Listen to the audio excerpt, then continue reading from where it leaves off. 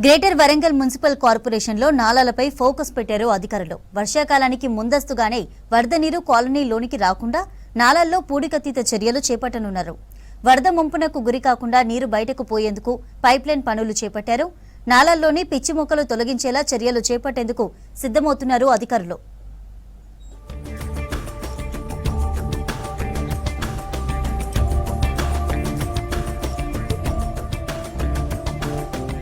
వర్షాకాలానికి ముందస్తుగానే greater Warangal municipal కార్పొరేషన్లో నాలాలపై focus పెట్టారు అధికారులు.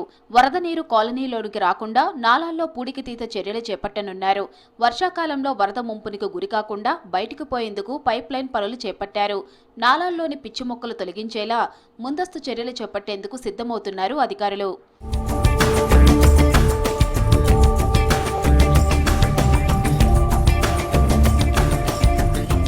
హైదరాబాద్ తర్వాత రెండో పెద్ద నగరం వరంగల్. గ్రేటర్ వరంగల్ విస్తీర్ణం 110 చదరపు కిలోమీటర్ల నుంచి 408 చదరపు కిలోమీటర్లకు చేరింది.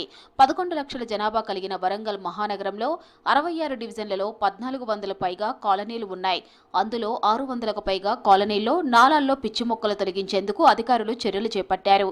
ముంపునకు గురైన నాలాలను దృష్టిలో పెట్టుకుని ముందస్తుగా పనులు చేపట్టనున్నారు.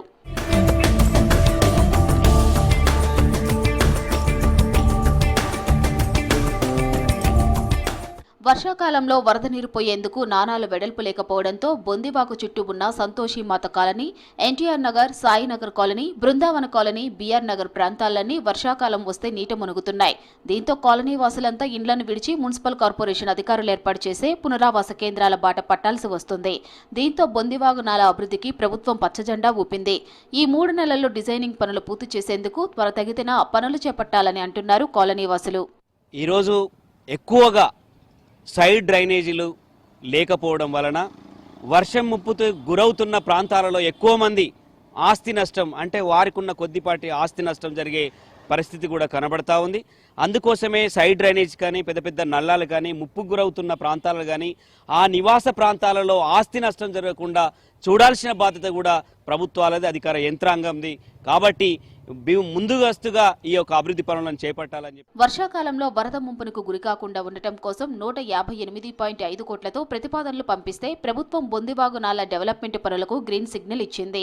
ఆ నిధులతో పనులు చేపట్టేందుకు రాష్ట్ర మంత్రులు పొంగిలేటి శ్రీనివాసరెడ్డి, కొండా సురేఖ, సీతక్క, వరంగల్ పశ్చిమ ఎమ్మెల్యే నాయిని రాజేందర్ రెడ్డి, కుడా చైర్మన్ వెంకట్రామ్ రెడ్డిలతో పాటుగా ఇతర ప్రజాప్రతినిధులు, ఇంజనీరింగ్ అధికారులు బొందివాగు అభివృద్ధి పనులపై సమీక్ష సమావేశం నిర్వహించారు.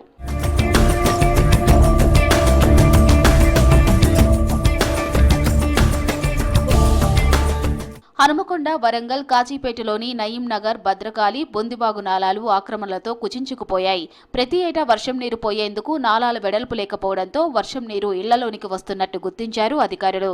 అందుకే వర్షాకాలానికి ముందస్తుగానే వరద ప్రమాదానికి గురయ్యే కాలనీలను గుర్తించి నాలాల్లో పేరుకుపోయిన మట్టి తీసివేసి కాలనీలు వర్షం నీటికి మునిగిపోకుండా ముందస్తు చర్యలు చేపట్టాలని కోరుతున్నారు స్థానికులు.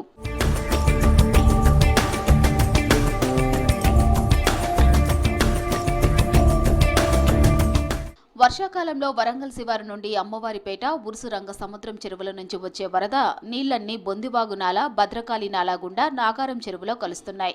ఉరుసురంగ సముద్రం నుంచి భద్రకాళి వరకు 2.5 కిలోమీటర్ల పొడవున నాలా ఆక్రమణతో కుచించుకుపోయింది. నాలా డిజైనింగ్లో మార్పులు చేపట్టామని చెబుతున్నారు కుడా చైర్మన్ ఇనుగాల వెంకట్రామ్ రెడ్డి. నాలాల్లో పేరుకుపోయిన మట్టిని తోడటం, భవిష్యత్తులో వచ్చే వరదలను తట్టుకునేలా డిజైనింగ్లో మార్పులు చేసి వరద ముంపునికి గురికాకుండా పనులను చేపట్టనున్నట్లు తెలిపారు. వరంగల్కి అండర్ గ్రౌండ్ డ్రైనేజ్ శాంక్షన్ అయిందని చెప్పి అందరు కూడా మాట్లాడుకుంటున్నారు. దానికి జియో కూడా పాస్ అయింది. సో దానికి సంబంధించి ఏంటంటే మొన్న last week lake protection committee first time 5 ఏళ్ల తర్వాత మళ్ళీ రివైవ్ చేయించి మన కుడా ఆఫీస్లో మీటింగ్ పెట్టడం జరిగింది.